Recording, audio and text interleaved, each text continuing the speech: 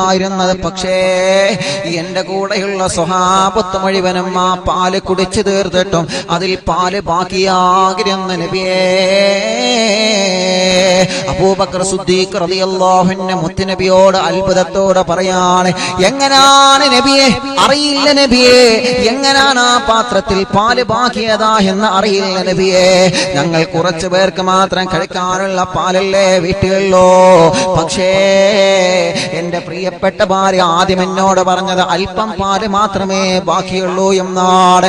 ഞങ്ങളെല്ലാവരും പാല് കുടിച്ചിട്ടും അടുക്കളയിലുള്ള പാത്രത്തിലെ പാല് ബാക്കിയാണ് നബിയേ.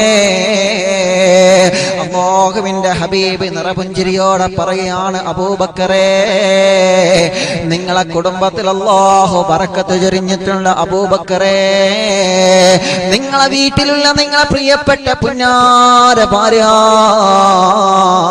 ആ ഭാര്യ അടുക്കളയിലേക്ക് പാല് പാചകം ചെയ്യാൻ ചൂടാക്കാൻ വേണ്ടി കയറി ചെല്ലുമ്പോ ആ പ്രിയപ്പെട്ട ഭാര്യയുടെ മനസ്സിലുള്ള ഒരേ ഒരു മുറാദി എന്തായിരുന്നു?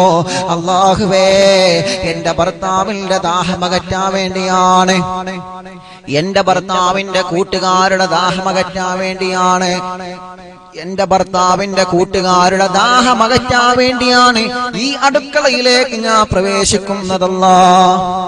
കുറച്ച് പാലല്ലേ ഉള്ളൂ, കുറച്ച് ഭക്ഷണമല്ലേ കൊടുക്കാനുള്ളൂ, ഇതിൽ നീ ബറക്കത്ത് തരണമല്ലാ.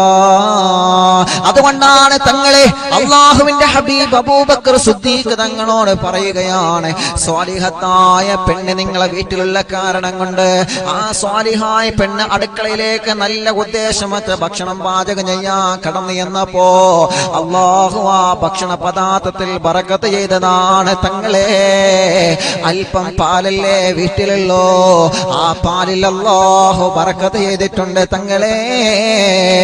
പെണ്ണേ, നിങ്ങൾക്ക് അല്ലാഹു തന്ന സ്ഥാനം എത്രയാണ്, നിങ്ങൾക്ക് അല്ലാഹു തന്ന മഹത്വം എത്രയാണ്, നിങ്ങൾക്ക് അല്ലാഹു തന്ന ബഹുമാനം എത്രയാണ്. അതുപോലെ പെങ്ങളെ, നിങ്ങൾക്ക് സ്വർഗം വാങ്ങാൻ നിങ്ങൾ അടുക്കള നിങ്ങൾ പരിപാലിച്ചാൽ പോരെ.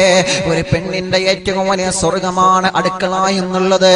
ഭർത്താവിന് ഭക്ഷണം പാചകം ചെയ്യാൻ അടുക്കളയിലേക്ക് നിങ്ങൾ പ്രവേശിക്കുമ്പോ നല്ല നീയത്തോടുകൂടി നിങ്ങൾ ആ അടുക്കളയിലേക്ക് പ്രവേശിച്ചു കഴിഞ്ഞാ അല്ലാഹുവിന്റെ ഹബീബ് സിദ്ദീഖുൽ അക്ബർ തങ്ങളോട് പറയുകയാണ്, അത് അല്ലാഹു ആ കുടുംബത്തിന് ബറക്കത്ത് ചൊരിയാൻ കാരണമാണ്. നബി മുഹമ്മദ് മുസ്തഫ സല്ലല്ലാഹു അലൈഹി വസല്ലം തങ്ങൾ പറയാ, അടുക്കളയിലേക്ക് പ്രവേശിക്കുമ്പോൾ ചില കാര്യങ്ങൾ നമ്മൾ ശ്രദ്ധിക്കേണ്ടതുണ്ട്. നമ്മൾ റമദാൻ നിലാവിൽ നേരത്തെ ആ വിഷയം പറഞ്ഞിരുന്നു.